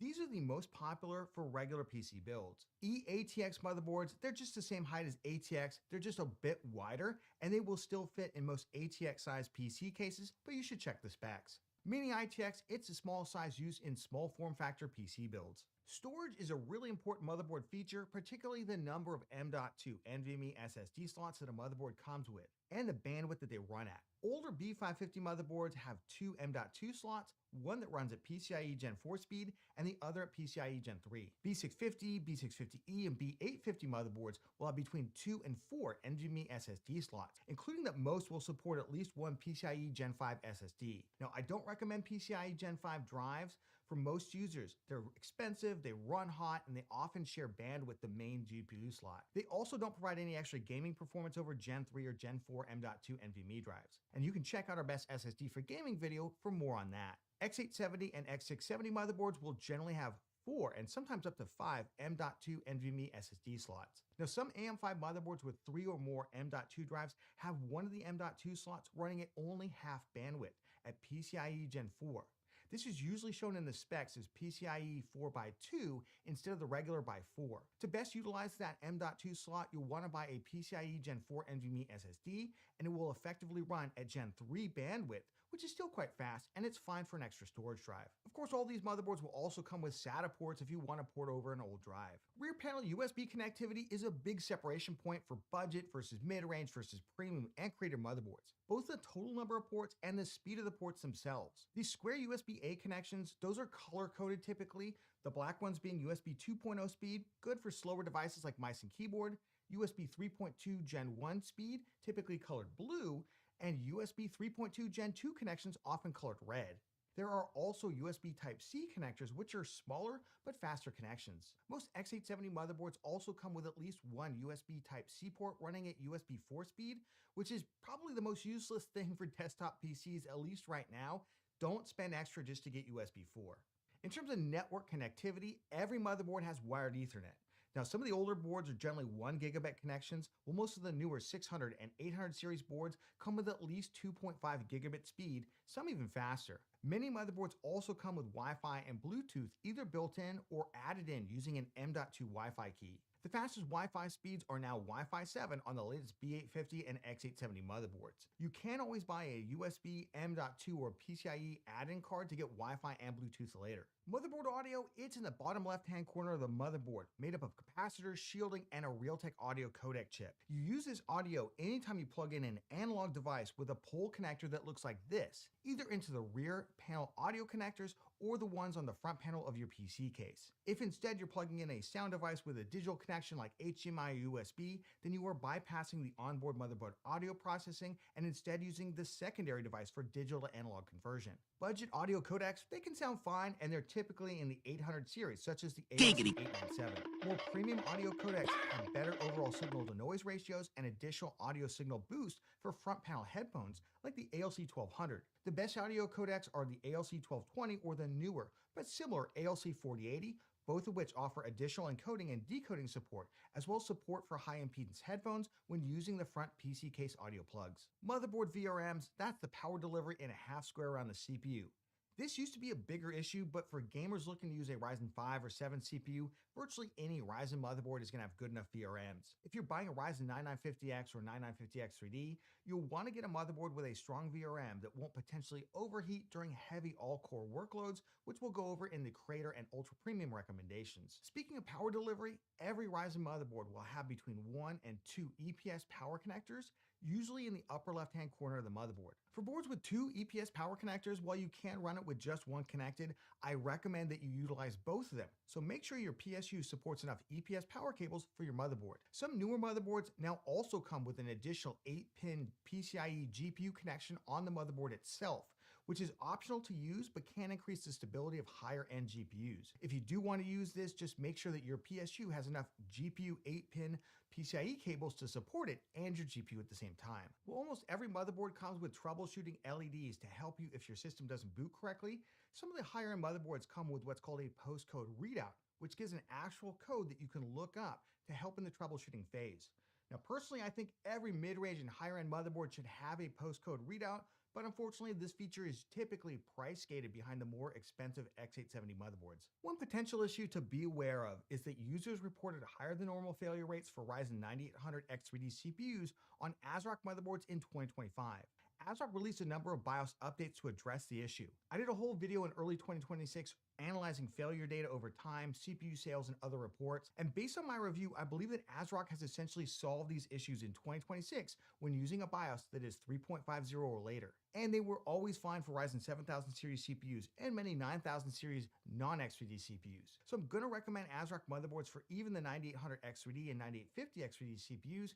But if this makes you feel uneasy, feel free to buy a motherboard from MSI, ASUS, or Gigabyte instead. All right, let's jump into product recommendations for best Ryzen motherboard 2026. They're all going to be linked down in the video description. Check those out for current pricing and availability in your region. We'll continue to update this list, including adding new motherboards as they launch. Let's jump into the best cheap AM5 motherboard for Ryzen 7000 and 9000 series CPUs.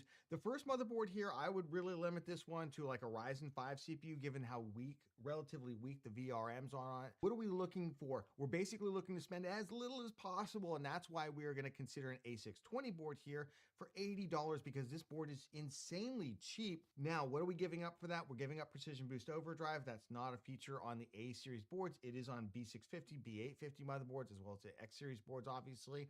The other thing we're giving up here is PCIe Gen 5 GPU slot because this is Gen 4 only. And on top of that, we're going to give up some USB, rear panel USB connectivity. Let's take a look at the rear panel USB connectivity. You can see there, it only has 4 high-speed USB ports. It does have a Type-C, which is nice. And then it has 2 USB 2.0 ports. This one is $79. There's a Wi-Fi enabled version that is for $10 more that you can also link down in the video description. Check that out. But if you're just looking for the best kind of cheap Ryzen motherboard and you don't really care about losing some of those higher end features like Precision Boost Overdrive, this is the one I would pick up. Another great alternative here for a good cheap Ryzen motherboard for Ryzen 7000 and 9000 series CPUs, and you could even put on this one because the VRMs are really good, a Ryzen 9 CPU. If you absolutely had to, I don't know why you would, but you could. But for gamers out there, this is a great board. $99. It's PCIe Gen 4 on the GPU slot still. However, you get Precision Boost Overdrive with the B650 chipset and also B850. So that is going to give you at least a little bit more performance. Has a built-in rear I/O shield on it with 2 additional USB 2.0 ports over what we just looked at. It looks nice. It's got 3 total M.2s on it. One of them is half bandwidth, but again, that's fine for an additional storage drive. One of them even comes with a built-in heatsink on the top of it. It looks phenomenal. We used this in a number of builds, and it's kind of a no muss, no fuss board if you just want to get into gaming. Let me give you another alternative here, although I would not buy it at the current price. That is the ASRock B850M-X Wi-Fi Revision 2. So it has a PCIe Gen 5 GPU slot on it, which is really nice. The VRMs are decent enough for a Ryzen 5 or 7 CPU. It's very similar to the A620 board that we just looked at in terms of its rear panel USB connectivity. Basically similar layout, right? So 4 high-speed USB ports, 2 USB 2.0 ports. Does have Precision Boost Overdrive on it, which is nice. I wouldn't buy it for $129 when it gets down to like usually more like $110, $100, that's where I would look to buy it. Let's jump in the best budget motherboard for Ryzen 7000 and 9000 series CPUs. What we're looking to spend here is anywhere from $120 up to about $150, although that does start encroaching on some of the more premium territory as well. Just check those links in the video description. Make sure you're not overspending in this category. And we're looking for something that can handle any of the Ryzen CPUs, including a Ryzen 9 CPU. We're going to focus mostly on gaming features, so these are all going to have good VRMs, they're going to have good styling, they're going to have between 2 and 3 M.2s, all of them with basic audio, and all of them with at least 4 high-speed USB ports and 4 lower-speed USB 2.0 ports or better on them. Let's jump into my number one pick here. If you're just looking to spend the least amount but get good features, I like the ASRock B850M Pro-A. Wi-Fi, has Wi-Fi 6E on it, has really nice black styling on it as well. And the thing I love about it, absolutely cheap. $120 for a Wi-Fi enabled board, as you're going to see, is quite a bit cheaper than everybody else. It is an ASRock board. We'll jump into some other vendors in just a second. It has 4 high